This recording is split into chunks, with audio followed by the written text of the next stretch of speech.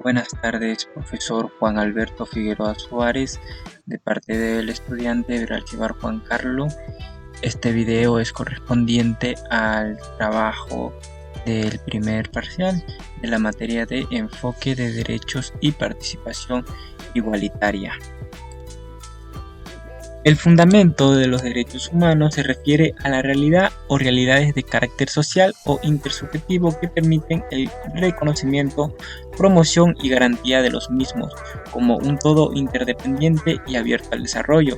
Esto implica que los derechos humanos deben entenderse como universales, indivisibles e interdependientes y considerarse como un sistema integral. Es por eso que el fundamento de los derechos humanos se considera uno de los elementos esenciales del sistema. Los derechos humanos protegen nuestra dignidad, estableciendo que cualquier situación que atente en contra de ella desconoce nuestro valor como personas. Esto significa que se reconoce a todas y cada una de las personas el derecho a vivir libres de la intervención arbitraria del Estado y a solicitar al Estado que se realice determinadas acciones para que podamos gozar de una vida más plena. Según Lima, se pueden señalar como básicas las siguientes características. Primero, es un fundamento estable o permanente a lo largo de la historia de los derechos humanos. Tiene carácter histórico de tal manera que va tomando significado y sentido según las distintas épocas o culturas que lo materializan. Existe, en consecuencia, un concepto formal universalmente aceptado acerca del fundamento de los derechos, que es el valor de la dignidad de la persona humana y el conjunto de los demás valores jurídicos fundamentales.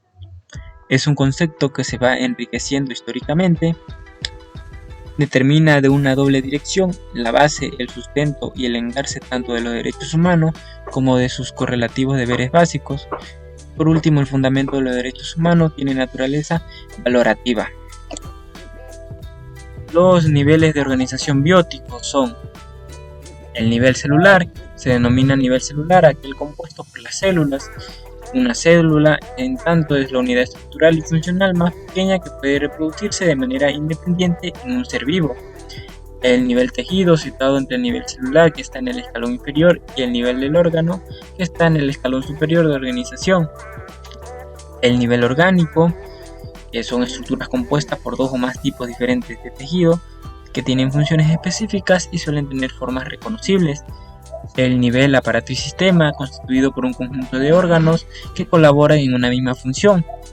El nivel individuo, se trata de los seres vivos, no necesariamente animales, que muchas veces son funcionales y pueden reaccionar a estímulos o en ocasiones incluso llevar a cabo acciones complejas. El nivel de población, la población es el nivel de organización ecológica definido por una agrupación de individuos de la misma especie que conviven o que se organizan de manera conjunta para sobrevivir en un momento determinado y en un lugar concreto. El nivel comunidad. La comunidad es el nivel conformado por un conjunto de poblaciones de diferentes especies y que interactúan entre sí en una zona concreta. Y por último, el nivel ecosistema.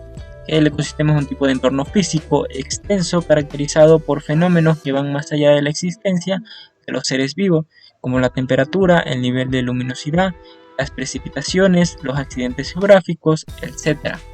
También se caracterizan por la comunidad de seres vivos que albergan, la cual puede variar ligeramente dependiendo de en qué parte del ecosistema nos encontremos, dado que este no es totalmente homogéneo y regular.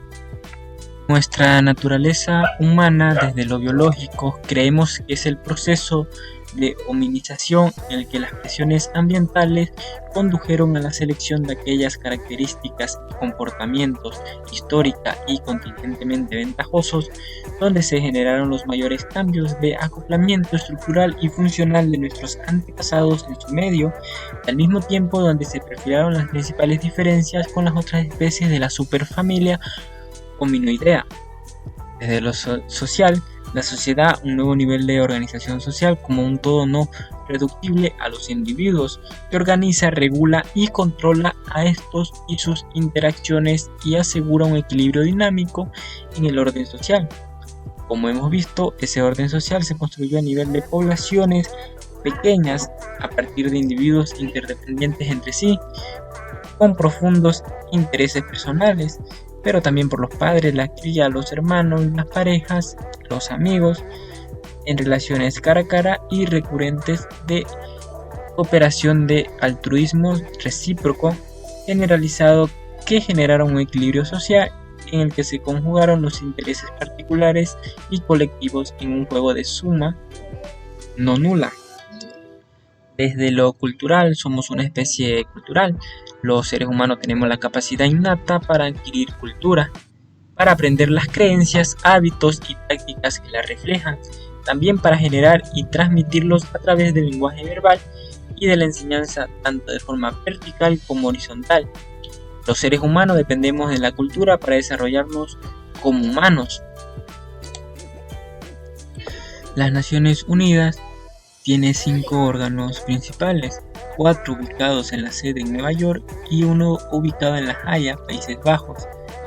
Primero, la Asamblea General, donde todos los Estados miembros de las Naciones Unidas están representados en la Asamblea General, una especie de parlamento de naciones que se reúne para examinar los problemas más apremiantes del mundo.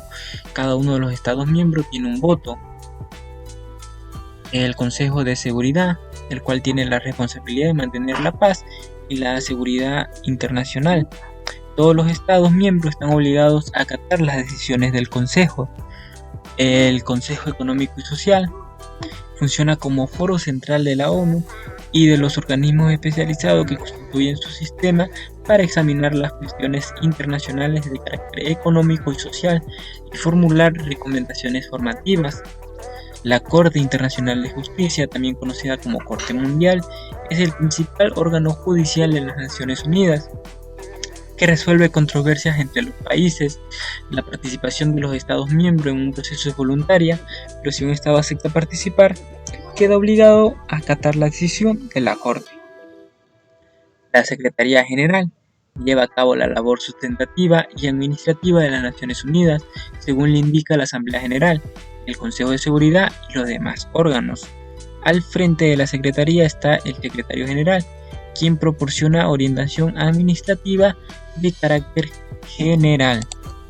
Los organismos especializados son la UNESCO, la Organización de las Naciones Unidas para la Educación, la Ciencia y la Cultura, la cual es una agencia especializada de las Naciones Unidas que tiene como objetivo promover la cooperación internacional en materia de educación, ciencia, cultura y comunicación.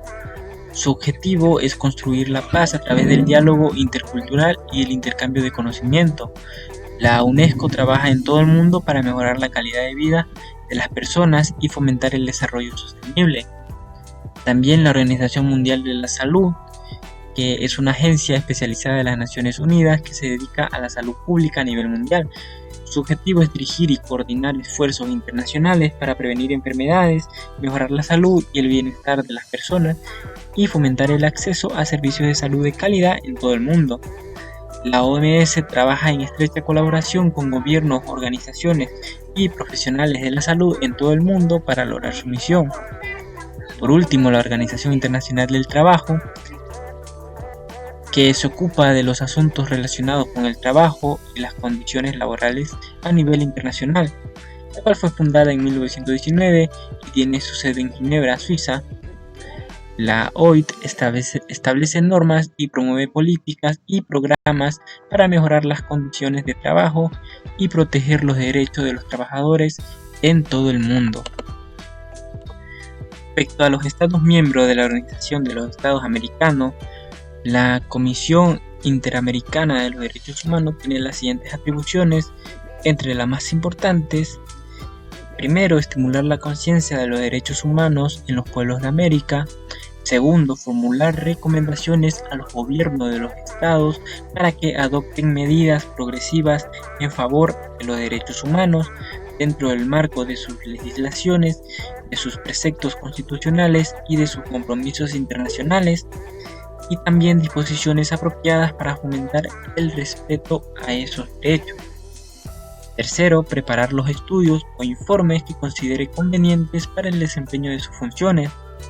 Cuarto, solicitar que los gobiernos de los estados le proporcionen informes sobre las medidas que adopten en materia de derechos humanos. Quinto, atender las consultas que, por medio de la Secretaría General de la organización, le formule cualquier Estado miembro sobre cuestiones relacionadas con los derechos humanos en ese Estado y, dentro de sus posibilidades, prestar el asesoramiento que le soliciten.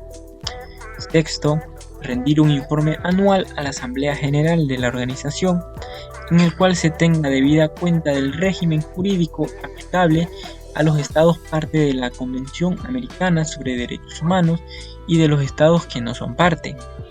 Séptimo, practicar observaciones en un estado con la anuencia o invitación del gobierno respectivo. Y octavo, presentar al secretario general el programa presupuesto de la comisión para que éste lo someta a la Asamblea General. Funciones de la Corte Interamericana. De acuerdo con la Convención Americana, la Corte ejerce principalmente tres funciones: contenciosa, facultad de dictar medidas provisionales, y la consultiva. La función contenciosa de la Corte Interamericana de Derechos Humanos es resolver casos sometidos por Estados miembros de la Organización de los Estados Americanos y por la Comisión Interamericana de Derechos Humanos que involucren presuntas violaciones de los derechos humanos establecidos en la Convención Americana sobre Derechos Humanos. La Corte Internacional de Derechos Humanos tiene la función de dictar medidas provisionales en casos de extrema urgencia y gravedad para evitar daños irreparables a las personas o a sus derechos. Estas medidas son provisionales y se toman mientras se resuelve el caso en cuestión.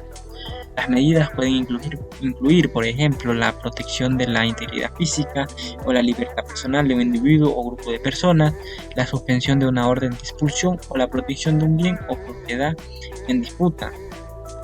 Y por último, la función consultiva de la Corte Interamericana de Derechos Humanos consiste en proporcionar opiniones consultivas de los órganos de la Organización de los Estados Americanos y a los Estados miembros de la OEA sobre cuestiones jurídicas relativas a la interpretación de la Convención Americana sobre Derechos Humanos y otros tratados sobre derechos humanos en la región.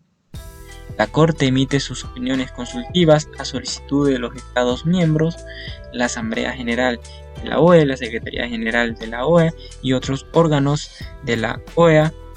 Estas opiniones no tienen efecto vinculante, pero pueden ser utilizadas como orientación en la interpretación y aplicación de los tratados sobre derechos humanos.